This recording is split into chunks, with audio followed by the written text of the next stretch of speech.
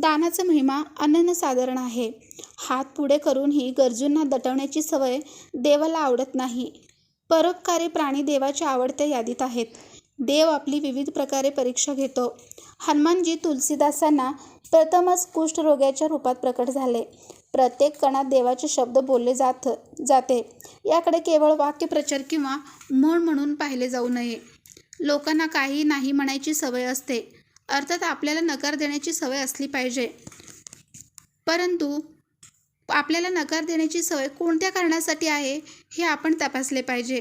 प्रत्येक गोष्टीला नाही म्हणणारी व्यक्ती नकारात्मक विचारांनी भरलेली असते.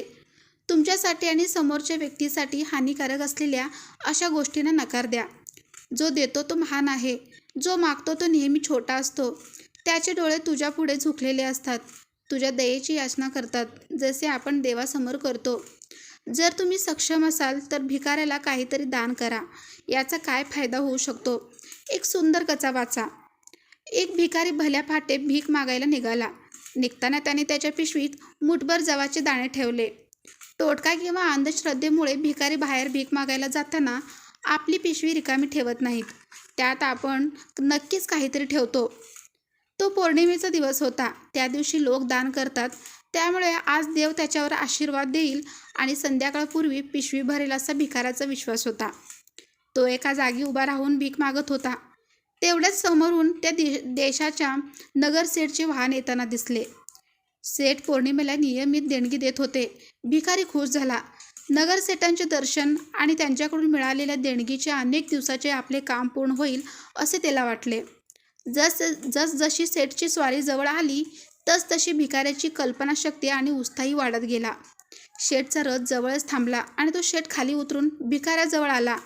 आता भिकाऱ्याला अनेक गोष्टी मिळण्याची स्वप्ने पडू लागली. पण काय, भिकाऱ्याला भिक्षा देण्याऐवजी सेठने त्याची मौल्यवान चादर त्याच्यासमोर पसरवली. सेठने भिकाऱ्याकडून काही दान मागितले. तो रोज आपली पिशवी लोकांसमोर पसरवतो.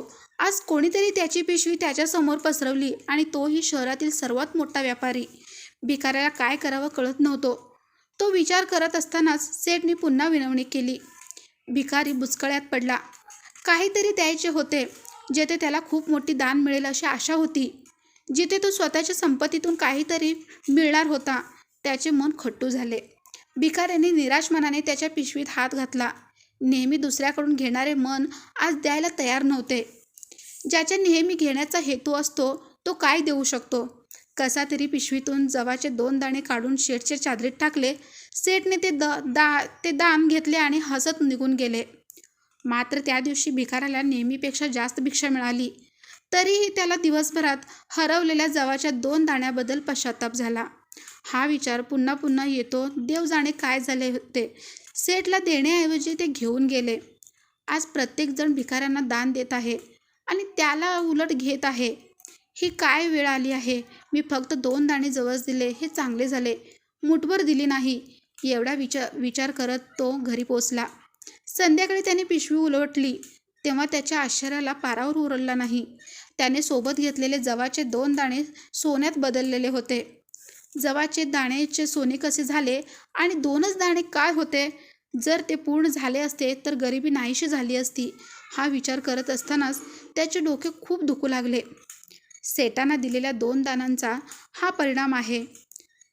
दानाच्या महिमामुळे हे घडले हे भिकाऱ्याला समजले.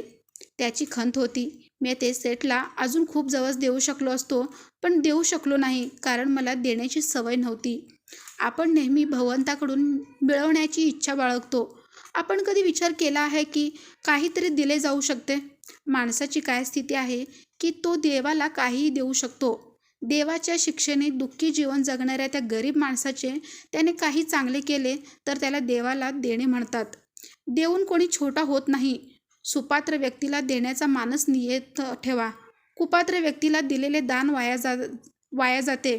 पोट भरलेल्या व्यक्तीला तोंडात रसगुल्ला भरण्यापेक्षा भुकेलेल्या व्यक्तीला बिस्किटाचे पाकिट देणे चांगले. दान केल्याने मागील जन्माची पापे नष्ट होतात. अशुभ ग्रहाला दान केल्याने त्या ग्रहाचे अशुभ दूर होतात. जर तुम्ही सतत समस्याशी झगडत असाल तर गरजूंची सेवा करा. केवळ पैसे दान करणे आवश्यक नाही. वाणीचे दान देखील एक सुंदर दान आहे. एखाद्याला गोड बोलणे याला वाणी दान म्हणतात. आजारी लोकांची सेवा करणे, रक्तदान करणे, पाणी दान करणे आणि अन्नदान करणे हे सर्वोत्तम दान आहे.